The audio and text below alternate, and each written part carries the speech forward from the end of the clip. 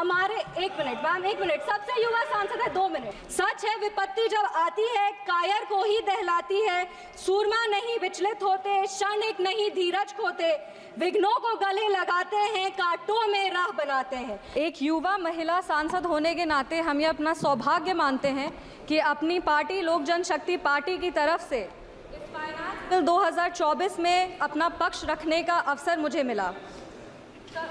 Ma'am budget के बाद पहली बार बोल रहे हैं, इसीलिए हम अपनी वित्त मंत्री श्रीमती निर्मला सीतारमण जी को बधाई देंगे कि उन्होंने 7वीं बार सफलतापूर्वक एक बजट पेश किया है। और इस चीज़ से एक चीज़ तो ज़रूर साबित होता है कि बजट घर का हो या देश का, अगर वो किसी महिला के हाथ में है तो परफॉर्मेंस और प्रॉस्पेरिटी दोनों का गारंटी है। इस सदन में मैम हम उन 2 वर्गों का प्रतिनिधित्व करते हैं जो इस देश का वर्तमान भी है और भविष्य भी, युवा और महिला।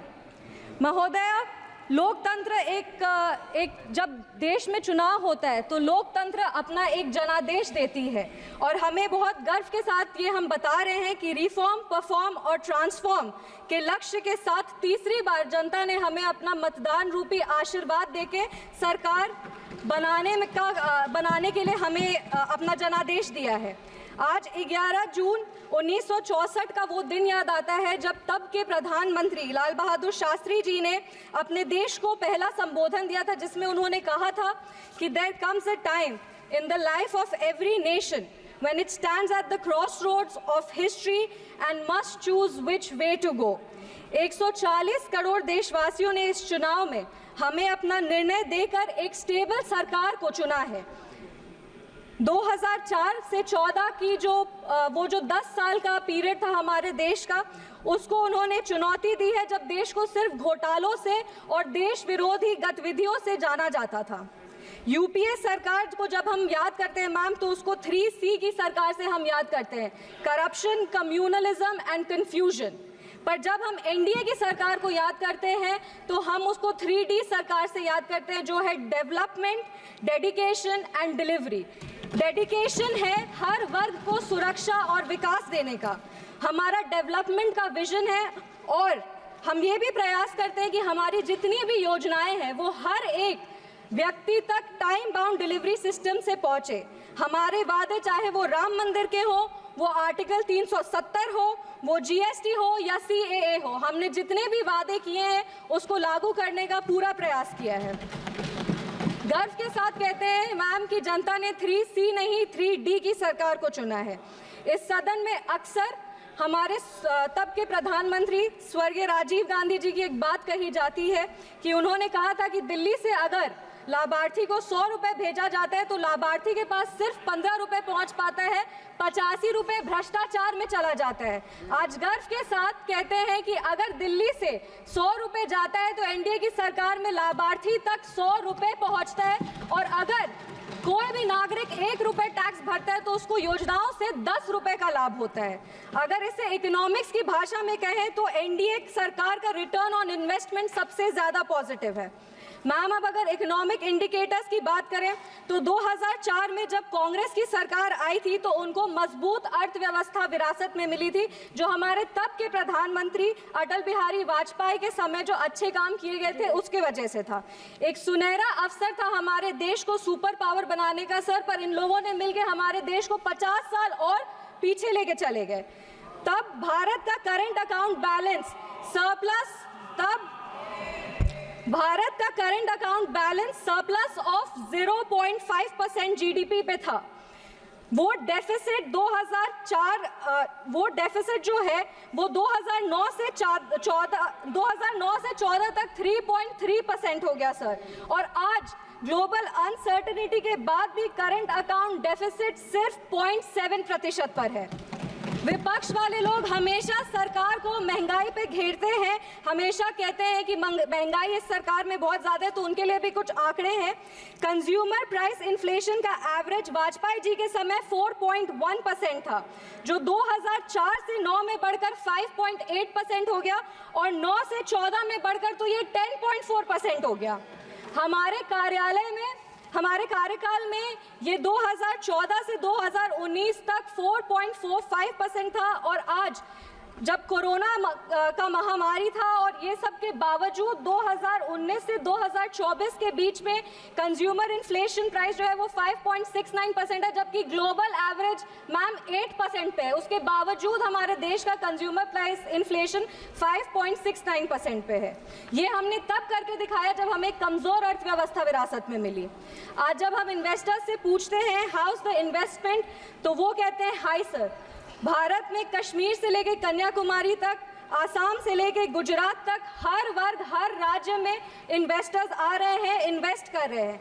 आज कश्मीर में यूएई का एमआर ग्रुप जिसने बुर्ज खलीफा बनाया सर, वो 500 करोड़ का निवेश करके मॉल और आईटी टावर बनाने जा रहे हैं। और हम सबको पता है कि इनके कार्यकाल में कश्मीर में फॉरेन डायरेक्ट इन्वेस्टमेंट के नाम पे क्या होता था। आज सर जब बजट आया है और हम लोग सब बजट की बात कर रहे हैं, तो लगातार विपक्ष के लोग कह रहे हैं कि ये बजट पार्शियल है, ये बजट सिर्फ बिहार का बजट है। तो उनके लिए भी कुछ आंकड़े हैं। बिहार का gross state domestic product rupees 9.7 lakh crore है, जो पिछले वर्ष से 13% ज़्यादा है। अक्टूबर 2019 से मार्च 2024 तक $214 मिलियन का एफडीआई आया है और 2023 से 24 तक भारत में रिकॉर्ड $70 बिलियन एफडीआई आया है, जो 2013 और 14 में सिर्फ $36 बिलियन थे। मेरे कहने का तात्पर्य ये है कि जब बिहार का इकोनॉमी एमर्जिंग इकोनॉमी है, बिहार का इकोनॉमी एस्पायरिंग इकोनॉमी, और जब केंद्र सरकार ने बिहार को सहयोग किया है, तब बिहार और मजबूती से खड़ा हुआ है। मैं प्रधानमंत्री जी को और वित्त मंत्री जी का विशेष आभार व्यक्त करती हूँ बिहार की तरफ से, जिन्होंने बजट के लिए इतनी अच्छी घोषणाएं बिहार के लिए की है। अगर जॉन एफ कैनेडी की एक बात कहें तो वो कहते थे कि American roads are not good because America is rich, but America is rich because American roads are good. मुझे पूरा विश्वास है कि आने वाले समय में बिहार का उदाहरण दिया जाएगा ये सारे शब्दों के लिए। मुझे पूरा विश्वास है कि डबल इंजन की सरकार बिहार को लगातार विकास की ओर लेके जाएगी। सरकार ने बिहार को 26,000 करोड़ रुपए दिए हैं हाईवे डेवलपमेंट के लिए, जिसमें पटना पूर्णिया एक्सप्रेसवे है, बक्सर भागलपुर एक्सप्रेसवे है, या बोधगया राजगीर वैशाली दरभंगा एक्सप्रेसवे। इससे बिहार के इंफ्रास्ट्रक्चर को और बल मिलेगा और रोजगार क्रिएट होगा। महोदय, इतनी सारी योजनाएं, 48 लाख करोड़ का बजट, रिकॉर्ड टैक्स कलेक्शन, हर प्रदेश में इंफ्रास्ट्रक्चर प्रोजेक्ट, ये सब सिर्फ इतने 10 साल में ही क्यों हो रहा है? क्योंकि व्यवस्था तो वही है और अधिकारी भी वही है। जो बदला है वो सिर्फ हमारा काम करने का ढंग, क्योंकि हमारे पास नेता भी है, हमारे पास नीति भी है और हमारे पास देश का सेवा करने का नियत भी है। आज जो फाइनेंस बिल आया है वो हमारे देश के लिए एक नया ग्रोथ स्टोरी लिखेगा, क्योंकि हम आज टैक्स टेररिज्म से टैक्स ट्रांसपेरेंसी की ओर बढ़ रहे हैं। अगर फाइनेंस बिल और टैक्सेशन का बात करें तो हमारा टैक्स सिस्टम दुनिया का सबसे बड़ा टैक्स सिस्टम है और हमारे देश की जो अर्थव्यवस्था है वो इस पर निर्भर करती है। टैक्स बेस्ड रिफॉर्म्स किए गए हैं पिछले 10 वर्षों में और हमारा ग्रॉस टैक्स रेवेन्यू जो है वो पिछले वर्ष 34,64,792 करोड़ था और इस वर्ष 38,40,170 करोड़ होने का अनुमान है। विपक्ष वाले लोग हमेशा आरोप लगाते हैं कि केंद्र सरकार उनकी सहायता नहीं करती, तो उनको बता दें कि इस 48 लाख करोड़ में से 30% जो कि 12,47,211 करोड़ है वो राज्यों को दिए जाएंगे। हमारी सरकार की नीतियों के कारण हमारा नेट टैक्स रेवेन्यू जो है वो 2014 में 9 लाख करोड़ था, वो आज बढ़ करके 25 लाख करोड़ है और हमारा tax to GDP ratio record 11.8% पर है। हमारी सरकार ने जीएसटी लगाकर पिछले 70 वर्षों में जो सबसे बड़ा सुधार है वो किया है। जीएसटी कलेक्शन अप्रैल 2024 में 2 लाख करोड़ रुपए का स्तर पार किया है और जीएसटी काउंसिल के गठन के बाद हमारी सरकार ने कोऑपरेटिव फेडरलिज्म को और बल दिया है, एक नया मीनिंग, एक नया डेफिनेशन दिया है। फाइनेंस बिल बहुत ही एक आवश्यक बिल होता है क्योंकि हर सेक्टर्स को इसमें इंसेंटिव देने का काम किया जाता है और जैसा कि हम जानते हैं कि आम आदमी जब बजट का भाषण सुनता है तो सबसे ज़्यादा अगर वो कुछ गौर से सुनता है तो वो हमारे टैक्सेशन प्रपोजल्स को सुनता है। हमें बताते हुए ये बहुत खुशी हो रही है कि हमारी सरकार ने उन्हें निराश नहीं किया है और new tax regime rate structure को रिवाइज करके ऐसा एक टैक्सेशन सिस्टम लाया जिससे सैलरीड एम्प्लॉय हर साल 17,500 रुपए का इनकम टैक्स सेविंग कर पाएगा। इसका लाभ मध्यम वर्ग के लोगों को और निम्न वर्ग के लोगों को सबसे ज्यादा होगा। सरकार द्वारा standard deduction for salaried employees को 50,000 से बढ़ाकर 75,000 रुपए कर दिया गया है और deduction on family pension for pensioners को 15,000 से बढ़ा करके 25,000 कर दिया गया है। इन प्रावधानों से मिडिल क्लास को लाभ होगा, कंजम्पशन बढ़ेगा, इकोनॉमिक ग्रोथ को एक पुश मिलेगा और हमारा जो 5 ट्रिलियन इकोनॉमी बनाने का सपना है उसको पूरा किया जाएगा।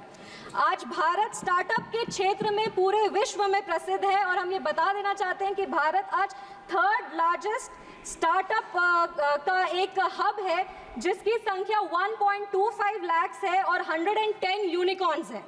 एक बहुत इंटरेस्टिंग फैक्ट मैं सदन के सामने रखना चाहती हूँ कि ये जो रिकग्नाइज स्टार्टअप है उसका 45% टायर 2 और टायर 3 जो सिटीज़ हैं उसमें, मतलब इसका ये मतलब होता है कि सिर्फ बैंगलोर ही नहीं बल्कि हमारे बिहार के बक्सर में या भागलपुर में भी अगर कोई बैठा हुआ हो तो वो भी आज लोगों को रोजगार दे रहे हैं, वो अपने स्टार्टअप के माध्यम से हमारे प्रदेश का विकास कर रहे हैं। इन स्टार्टअप्स को और बढ़ावा देने के लिए एंजल टैक्स को अबॉलिश करने की घोषणा की गई है जो अर्ली स्टेज स्टार्टअप को फंडिंग देने में आसानी होगा और लिटिगेशन कम करेगा। और इसका जब अगर लिटिगेशन कम होगा तो फोकस इनोवेशन और ग्रोथ पे होगा। अब हमारे जो छोटे छोटे क्षेत्र है, मेरा क्षेत्र समस्तीपुर है, वैसे सारे जगहों पे भी जोमैटो, स्विगी, अमेजॉन जैसे कंपनीज ऑपरेट करेंगे और वहाँ युवाओं को रोजगार मिलेगा। ईज ऑफ डूइंग बिजनेस के लिए delay in TDS payment up to the due date of filing the TDS statement is propose to be decriminalised. एक और आंकड़ा रख रहे हैं, टैक्सेशन में सबसे बड़ा हिंड्रेंस लिटिगेशन होता है और हमारा इकोनॉमी का 12 ट्रिलियन रुपए अभी भी टैक्स डिस्प्यूट में फंसा हुआ है जो जीडीपी का ऑलमोस्ट 6% है। इस बजट में विवाद से विश्वास स्कीम की घोषणा की गई है जिससे ये सारे जो पेंडिंग इनकम टैक्स डिस्प्यूट्स हैं उसको रिजॉल्व किया जाएगा। To reduce litigation in international taxation and enhance certainty, the government proposes to expand the scope of safe harbor rules and streamline the transfer pricing assessment process. यह finance bill एक तरह का statement है ma'am कि जनता का जो मेहनत का पैसा है उसको सरकार वापस इन्वेस्ट करती है और जो ये फाइनेंस बिल है वो एक स्टेटमेंट है कि हमारी वित्त मंत्री जी ने जैसा कहा था कि 9 प्राथमिकताएं हैं, वो 9 प्राथमिकताएं जरूर हम लोग अचीव करेंगे और विकसित भारत विकसित बिहार का एक नया प्रमाण देंगे। ये जो देश है वो रिफॉर्म्स पिछले 10 वर्षों से रिफॉर्म में है और सकारात्मक बदलाव देख रहा है। हमारा देश आज फ्रजाइल 5 इकोनॉमी से टॉप 5 इकोनॉमीज की तरफ बढ़ रहा है और G20 के माध्यम से आज हमारा देश एक ग्लोबल सुपर पावर बन गया है। हमने अपने देश के नागरिकों के सपनों को पूरा होते हुए देखा है मैम, वो चंद्रयान का सफलतापूर्वक लैंडिंग हो, धारा 370 हो या हमारे प्रभु श्री राम की प्राण प्रतिष्ठा हो। आज हम 5वीं सबसे बड़ी अर्थव्यवस्था बन गए हैं और इसीलिए हमारे सामने जो चुनौती है वो तो है पर हमारे पास अवसर भी है और हमारे पास एक विजन भी है।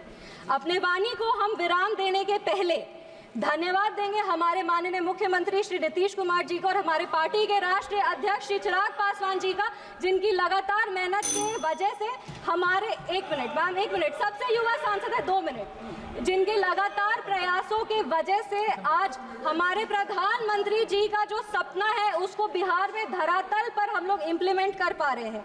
विपक्ष के लोग हमेशा हमें कहते रहते हैं, हमारी नीयत को खोजते, हमारी नीति को खोजते, हमेशा हमें कोसते रहते हैं। तो हम रामधारी सिंह दिनकर जी की धरती से आते हैं, 2 पंक्ति बस पढ़ेंगे इनके लिए। सच है विपत्ति जब आती है कायर को ही दहलाती है, सूरमा नहीं विचलित होते, क्षणिक नहीं धीरज खोते, विघ्नों को गले लगाते हैं, कांटों में राह बनाते हैं। जय हिंद, जय बिहार, जय समस्तीपुर। अगर आप ये वीडियो YouTube पर देख रहे हैं तो हमारे चैनल को सब्सक्राइब करें और बेल आइकन को दबाना ना भूलें। अगर आप Facebook पर ये वीडियो देख रहे हैं तो हमारे पेज को लाइक करें।